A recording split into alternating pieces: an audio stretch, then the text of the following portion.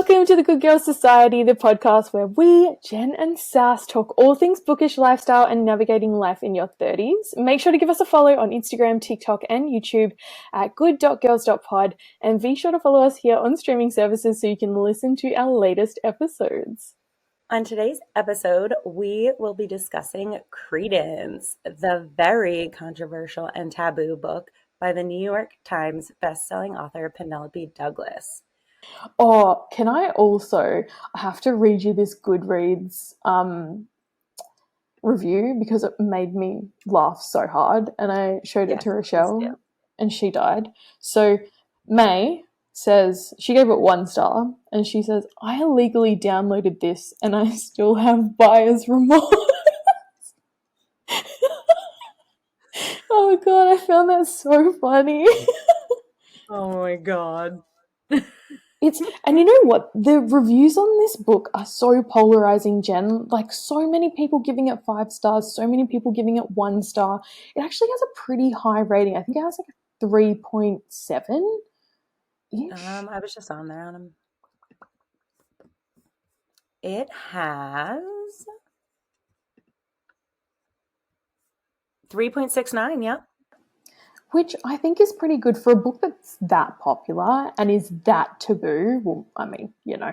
What have we got? 3,600. No, 36,000. 36,000 reviews and 312,000 ratings. That's a lot. To have a score that high on a book that, you know, has such polarizing views really shows you that people do love this book, I think. Stop, I'm dead. What? So I'm looking at the first review.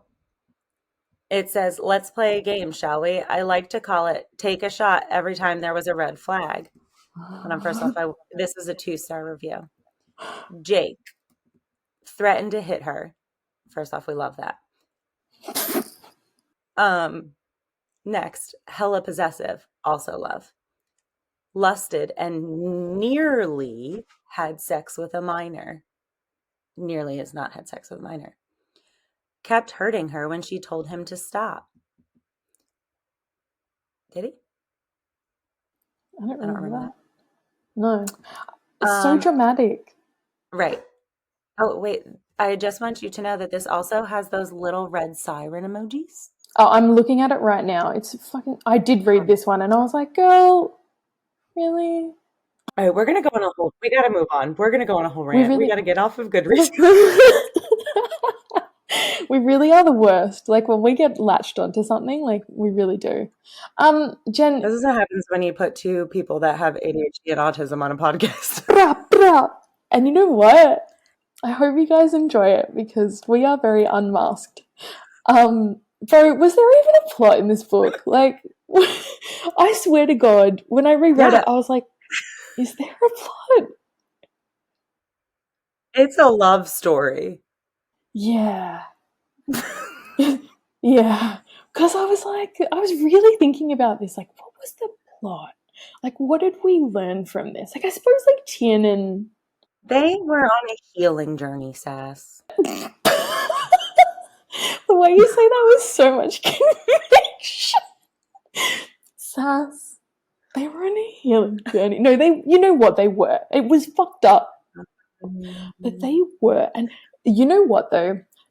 Something that I romanticize quite a lot is Colorado.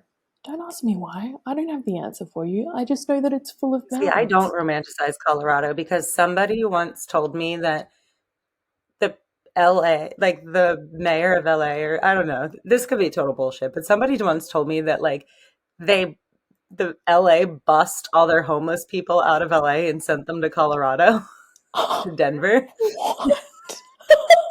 Just like put them on a bus and sent them to Denver.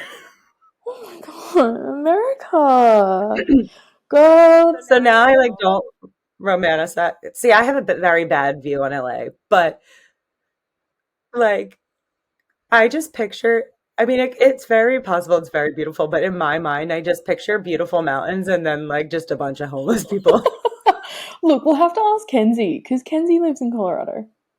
Yeah. We should just I need her ask to her. take the pictures of the streets for me. I mean, she always takes videos. Oh, I don't know if she does it anymore, but she used to take videos outside her house when things were happening, when, the neighbors were doing stuff. And then she would like share videos of when it snowed. And I was like, it does look very pretty.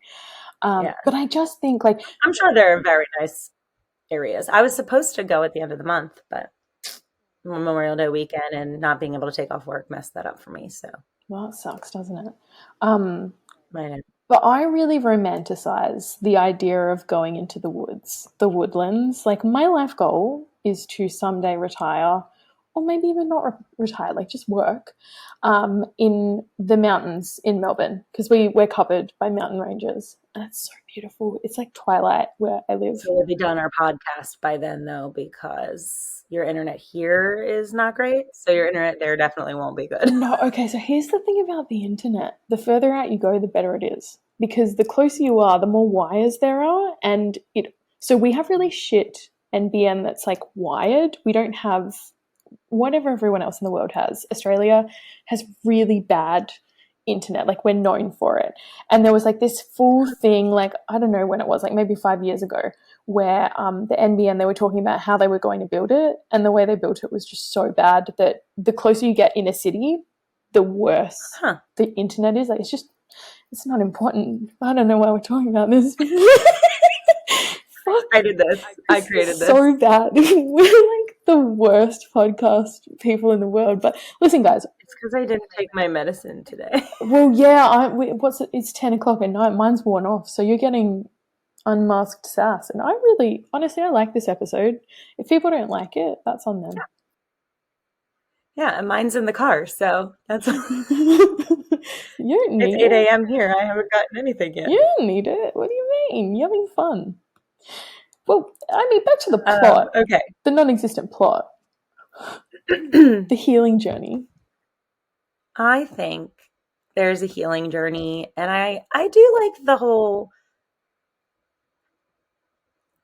her moving forward and her finding herself. I mean, she found herself filled with a bunch of men, but she found herself. She actually did, and I respect her for that.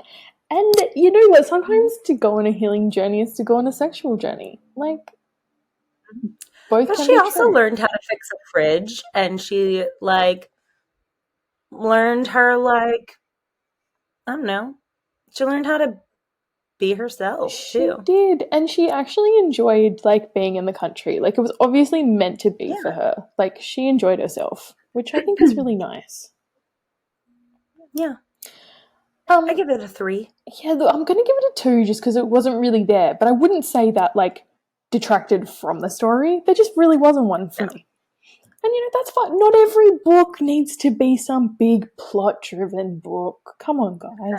We're reading fucking we like character-driven stories anyway. Exactly. Listen, we got to talk about the spice, Jen. There's so much spice in this book. Something I'm ready. I personally love the way that Penelope Douglas writes tension and spice. And listen, I'm not well versed in PD, right? I have read 2 of her books. But of those 2 books, we have the exact same themes, maybe very different characters, but something that I find she does really well is this tension, and there's almost hate towards each other. Kaleb and Tiernan's relationship, for most of the book, is hatred. And that's hard. And even Uncle Jake, he's just so angry all the time, and it makes for this beautiful tension. And I think... I think next month we're doing another PD book. So I think we are, yeah. I'm so excited. I can't wait to reread this next one. But it's just something she does really, really good. I really, really love the way that our FMC wants to fuck her uncle. It actually made me want to bark. Uncle, step. Listen, very... not related, not blood related. But I just couldn't get over it. And I was like, yes, Queen, just pop your cherry with Uncle Jake. Do it. Hell yeah. Do it. Do it. Why not? What have you got to lose? Your parents are dead. But I also love the fact that Uncle Jake refused to let the kids do it. he had to be the one to do it. Right? Because even Noah literally Like, said, he's like, I'm going to be the one to, like, pop a cherry. right, and Noah would have done it with love and would have been so sweet and cute. And then we get Uncle Jake like, no, Absolutely I'm not. doing it. Yeah, I'm fucking you. And Uncle Uncle Jake just does something for me. Like, he really does. Mhm. So, like, so we get the first spicy bit we get is when they're watching this porn scene, right? That's the first time we really get like we've got some tension in there. We get a bit of Uncle Jake. There's tension, and then like there's that one like scene with her and Uncle Jake, like where they're really like they want to go at it, but they know they can't. Yeah. But that's like our first real like spice. That's like, I remember reading that and thinking, if this is the first scene and nothing really even happened, like, what are we in for? And that's why I couldn't stop reading this book. And what's that? Probably like, it wasn't halfway through, was it? It's probably less than halfway. Or maybe it was halfway. It's not important, guys. But anyways, like, the point is that you read that bit and you're like, I'm going to need so much more of this. And PD delivers. She does not let us down. She does. Not, there's not a point in this book where I was like, I wish I got a bit more. Like, I felt like I got fucked. Yeah, and it's like you got fucked by 3 different men, obviously. But there was something for everybody because they were so different in the way that they came at it. Yeah. Like, yeah, we've got you have the dark, rough, broody Kaleb. Yes. You have Uncle Jake, who's like the dominant and the older wants man. to spank you. Yes. Your daddy vibes. And then you have Noah, who's your sweet, loving, caring, but also has that dominant in him too, that it's going to be like, no, this is how it's done. Yeah. You got something for everybody up in there. It really, and that's what I love. And it really makes me sad that men like that don't exist. Because, like, maybe I wouldn't be gay anymore. Because, honestly, they are just the hottest. I think you say that every episode. I do. I really do, because I've fucked a lot of men and none of them were quite as great as our books. And isn't that sad? Doesn't it say a lot about me? Moving on. So the first spicy scene we get right, they're all wound up. He puts on porn. Okay, one thing I didn't really like was that we got the 2 brothers in the room jerking it. Why are these boys? Now, see, that is where we get the controversial. Like, I think that everybody's so concerned about, like, she's fucking her uncle. Like, no, they're not related. But nobody wants to talk about the fact that the brothers are okay with sharing. That was a little weird. It was a little weird. I mean, I'm okay with it. I love a good wide cheese. But, like, it really made me think, like, because he said, this is what we do when they're, like, snowed in on the mountain. I'm like, what? Circle jerk? What do you mean? Yeah, apparently. Yeah. But if you think about it, why go to you like the same things? Why go do it in 2 different rooms? It must be a boy thing. Maybe they only have one TV. We don't know. Well, listen, like, you hear these stories about teenage boys and what they do together when they have sleepovers. It definitely wasn't what I was doing as a teenage girl. I was, like, doing face masks and wearing my Barbie costumes and having fun. And I made out with some girls. Yeah. Yeah, that was more like one-on-one sleepovers, though. That was... sorry, Mum. Sorry, Mum. Don't listen to this. That wasn't like the girl. Like, I feel like when we had our girly girl sleepovers, when we had all the girls around, like, you have 4 or 5 girls, and you're in the living room and you're watching silly movies and you're eating lollies. Yeah. These men, there's a tradition in Australia called the soggy biscuit, and everyone jacks off onto a biscuit. And the last person to jack off has to eat the soggy biscuit with all the cum on it.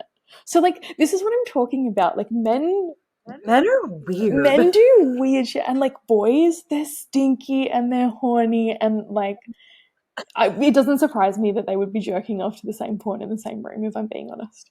Right. It's giving soggy biscuit. Can you actually call this episode? I'm gonna start saying that from now on and confuse so many Americans. It's gonna be great. You should just be like, yeah, soggy biscuit. Have you never heard of that? You're a game? soggy biscuit. Oh, that's a real insult. That's gonna be my new insult. That is a good insult. I think you should call the title of this episode "Soggy Biscuits" and "Soggy Biscuits" and fucking your uncle. When girls talk Credence and soggy biscuits. And fucking your uncle. Soggy biscuits and uncle fucking. That's such a good name. Can you imagine? Everyone would be like, are you guys okay? No, we're not. But that's all right. Cool. So let's get back into the spice. So the next bit of spice we get is Uncle Jake, right? That's when she pops her cherry with her uncle. That's when she does, yeah. Bro, I love it every time she says Uncle Jake. Like he's like saying my name and she's like, Uncle Jake. Uncle Jake. Fuck yeah. Now jog my memory again. What happens with Uncle Jake and Tiernan? I don't remember the rest of the scenes as detailed as I remember. It's the car. He wants it to be beautiful and like doesn't want them to do it, but then doesn't he like fuck her in the truck? Yeah, he fucks her in the truck for sure. Because what are they? So it's like, how are you gonna say you're gonna make it meaningful and beautiful? Yeah, and I'm going to fuck you in my F-150. Like, yeah, that's the most hick ass shit I've ever heard. He is a bit of a hick, though, isn't he? Yeehaw. He is, and we love Uncle Jake. And you know what? I will say, as somebody who's been fucked in an F-150, it is fun. Really? What? Yeah, that is not something that you can't say that you're going to make it meaningful and loving and then fuck her in a truck. That's true. That's very true. I feel like it was just so much like tension, though. It just like happened. Like they were just like, like they just needed to fuck. And you know what? I am glad that it was Uncle Jake first, because I feel like we got that tension out of the way. Yeah. Which was that's true. So we kind of like got it. And it was, it was done. But the best part was like right before it happened, they're like going at it on one side of the truck. And then the other side of the truck, Noah and Kaleb are like, Tiernan, let's go, Tiernan, come with us. And Jake's like, leave. She's not going with you. Meanwhile, he's like taking off her clothes. Insane. But so hot. And again, it's this like, like it shouldn't be happening. There's people around. We're just going to rip off our clothes in the truck. Fuck, I'd love that. Love it so much. All right, so then we talk Kaleb. Listen, Kaleb was so fucking problematic. Like, speak. He was. Just fucking speak. I'm not asking for much. Like, I get it. The guy's got trauma. He's fucked up. No, he don't need to speak. He doesn't need to speak. Okay, he doesn't need to speak, but like I did not really like that I think it was more like we were saying before, I didn't like that he essayed her at the start, because if it wasn't her and if it was someone else, he would have kept going. And I just like feel a bit funny about that. And I feel like there was such a blatant lack of respect for anyone who wasn't Tiernan in this book. It felt very like not feminist icon of Penelope Douglas. I wasn't obsessed with it. Yeah. But did that spoil the book? No. It didn't spoil the book at all for me. I was just like, oh, we maybe could have like done that just a little bit differently. That's all. It's just a point, just a note. Maybe we could have like respected all the women in the book and not made Tiernan a pick-me. But again, it's not lack of respect when everyone says yes. Yeah, but then we've got like that bloody nose situation with what's her face, and they come out. But she did that herself. Yeah, because she fell. Yeah, and he didn't do that to her. I don't know. It just felt like very pick me. It felt like Tiernan was like the only one who could do right, and every other townsgirl was just a whore. That's just what it felt like. I mean, if the shoe fits, totally, but like, it just wasn't my favorite. But listen, I agree. I loved the book. I loved the characters. I loved all the spice. I can't lie to you and say that I wasn't completely turned on by every single scene. Yeah. And that's I just think it's tough when the only townspeople we met girl-wise were whores.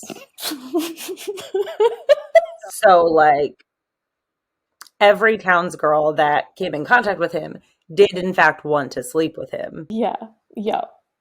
So, we didn't really meet anybody who would have said no. Yeah. Or wanted to say no to know where that would have gone. That's true. That is true. You make a fair point. But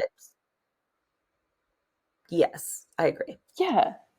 It's hard because I loved it. Like, so that's so hot. Keep going, Jen. Tell me more spice that you enjoyed. Please. I loved Kaleb. You did. Oh, when he made and you the know belt? what? Yeah. Make me a belt and tie me up with it. Thank you. And how she was like, right? You know, it's like too tight for my waist. And then Noah's like... And he's like, it's not for your waist. For your wrists.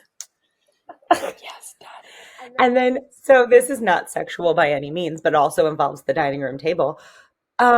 When they were having the food fight because he got mad at her and he started throwing food at her and then flipped the table.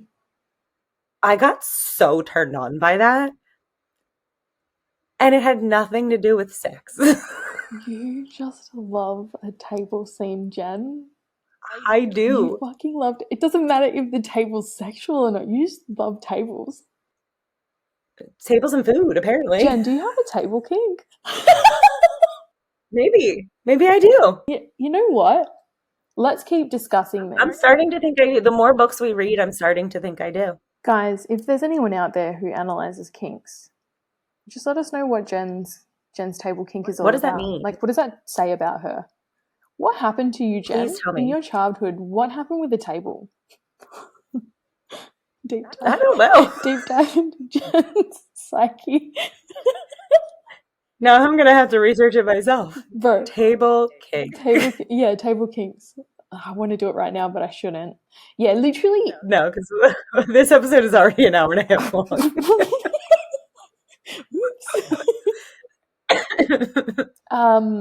Yeah, literally anything with Kaleb in it was so hot. Mm-hmm.